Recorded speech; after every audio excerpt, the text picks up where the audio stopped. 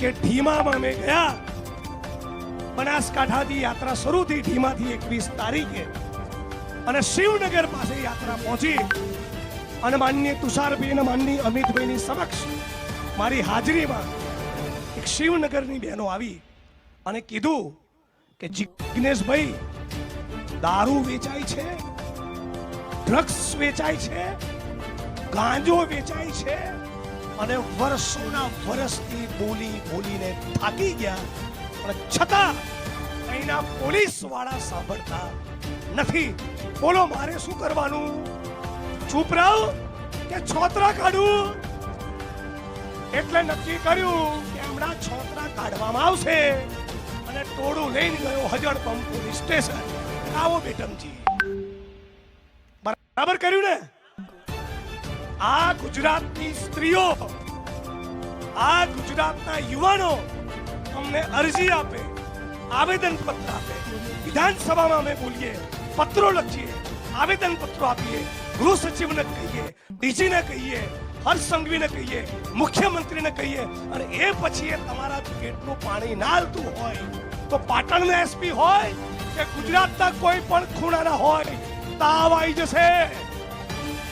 યાદ રાખી લેજો, સુદામા ચોકડી પર ડ્રગ્સ મળે છે, મને ખબર છે.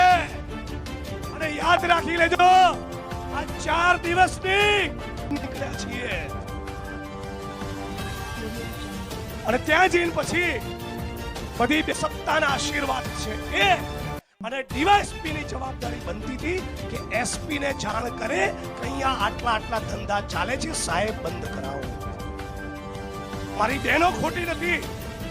એ છતાં મીડિયામાં શું સીન ક્રિએટ કર્યો કે જિગ્નેશભાઈ જે લોકોને લઈને ગયા હતા ત્યાં તો કે બુટલેગર હતો. ત્યાંના પોલીસ ઇન્સ્પેક્ટર, જાહેરમાં કહું છું, એમને 10-12 દિવસથી વધારે નહોતા થયા.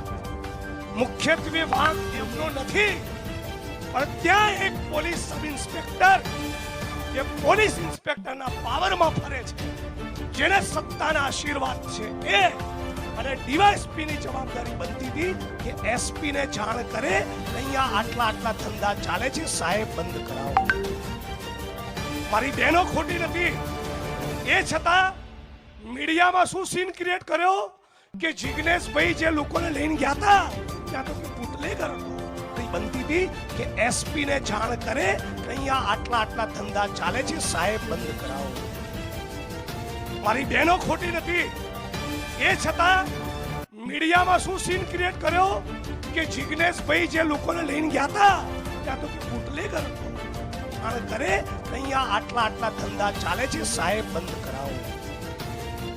મારી બહેનો ખોટી નથી. એ જ આખા ગુજરાતે કાર્યક્રમ ઉપાડી લીધો છે. ચારે બાજુથી ફોન આવે છે. 70 અડ્ડાઓનું લિસ્ટ મને પાટણ અને વડોદરાનું ગઈકાલે રાત્રે મને મળ્યું. પછી તપાસ કરી જયાબેન તો લગભગ 70-80% તો બધું બંધ થઈ ગયું છે અહીંયા. બાકીનું 20-25% બાકી હશે ને એવું સમજતા છે કે અમિતભાઈ ને જિગ્નેશભાઈ તો રેલી પટેલ ઘેર જતા રહેશે. પડોશી છું વડગામ વાળો,